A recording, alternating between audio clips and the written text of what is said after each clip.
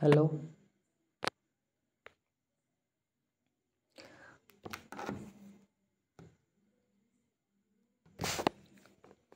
आज हम AGTA 2024 का जो निकला था 13 जुलाई का जो उसका पेपर हुआ था, आज हम उसके बारे में बात करेंगे कि इसका कट ऑफ क्या जा सकता है। बहुत से लोगों के मन में ये चल रहा है कि इसका कट ऑफ बहुत ज़्यादा जा सकता है, तो हम आज यही बता रहे हैं। आप वीडियो में बने रहिएगा, पूरा आप देखिएगा, एनालिसिस करिए, फिर आप खुद कहेंगे कि हाँ यहाँ तक जा सकता है, या 50 से कम या 50 से ज़्यादा जा सकता है, या कम हो भी सकता है।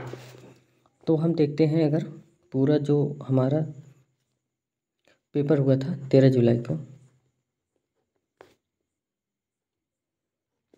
उसमें हम देखते हैं जनरल OBC और जो हमारे ज़्यादातर हम इसी के बारे में बात करेंगे, जनरल और OBC के बारे में।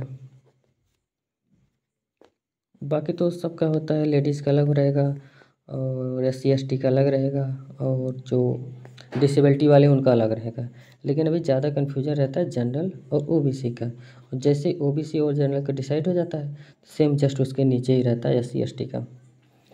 तो अभी तक जानकारी जहाँ मिल पाया मुझे, CSA के 5-6 छात्र थे, उनसे बात हुआ हमारा, और ND यूनिवर्सिटी के। क्योंकि हम ये बात इसलिए बता रहे हैं कि ज़्यादातर जो हमारे रैंक डिसाइड होते हैं ना, वो उन्हीं बच्चों से होता है जो मेन कैंपस में पढ़े रहते हैं। जो हमारे चारों यूनिवर्सिटियां हैं, उन्हीं से अगर आप 10 लोगों से बात कर लीजिए, उसके बाद वो बस सही सही बताएं कि कितना हमें जो है अटेम्प्ट किए थे और कितना नंबर हमारा पूरा बन रहा है कट पिट कर माइनस मार्किंग होने के बाद, तो आप पूरी तरह से डिसाइड कर सकते हैं कि कितना हो रहा है।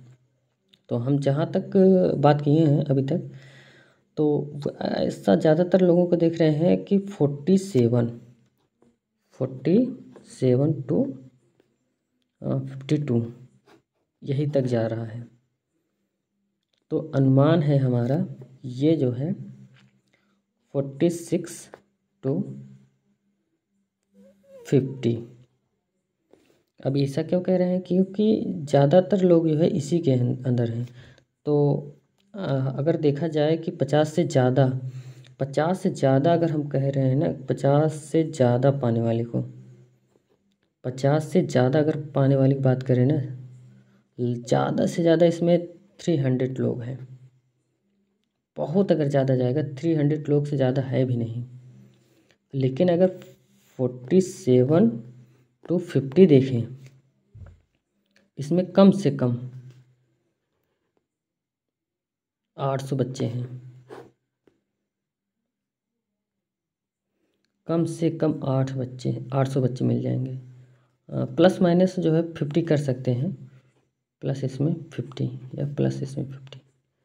तो इसी के आधार पे हम बताए हैं आपको कि आपका कट ऑफ जो है इतना जा सकता है। क्योंकि अगर एक नंबर अगर कम करते हैं तो 46 पाने वाले कम से कम इसमें 300 रहेंगे बच्चे, इतना ज़्यादा। मतलब अगर एक नंबर अगर इसमें कम करते हैं 47 से 46 में, तो इसमें भी कम से कम 46 पाने वाले कम से कम 300 बच्चे होंगे। तो अगर हम पूरा देखते हैं एक मोटी लेकर के, तो 8 3 11 पूरा मिला के 1500। और अगर देखा जाए तो इसी के आसपास जो है जनरल का जो पूरा सीट है उतना है। तो हम कह सकते हैं 46 से 50 के बीच ही जाएगा। अगर आपका इतना है, आप निश्चिंत रहिए, आपका होगा और आपको जो है बुलाया जाएगा DV के लिए। और OBC का बात करते हैं, तो अब देखिए, अगर एक नंबर कम होता है तो इसमें कम से कम 400 बच्चे बढ़ जाते हैं। ऐसा क्यों होता है? क्योंकि इस बार पेपर जो है ऐसा सेट ही किया गया था, जो बच्चे पढ़े थे और जो नहीं पढ़े थे, दोनों का लगभग सेम वैसे ही आ रहा है। तो बच्चे का क्या हुआ कि ज़्यादा नंबर में डिफरेंस नहीं है। तो अगर एक नंबर अगर देखा जाए कम या ज़्यादा करके, तो उसमें कम से कम 400 बच्चे रहेंगे। और OBC का जो सीट है वो आपका 650 मान लेते हैं, इतना सीट है। तो इसमें भी कुछ गर्ल्स का रहेगा, तो हम 650 मान के उसे चल देते हैं। तो 400 ये हो गए, तो 45 है, तो इसी के आसपास रहेगा। तो यानी 44 से 45 इतना रहेगा। मतलब एक नंबर अगर कम रहेगा तो आपका इतने बच्चे उसमें आ जाते हैं।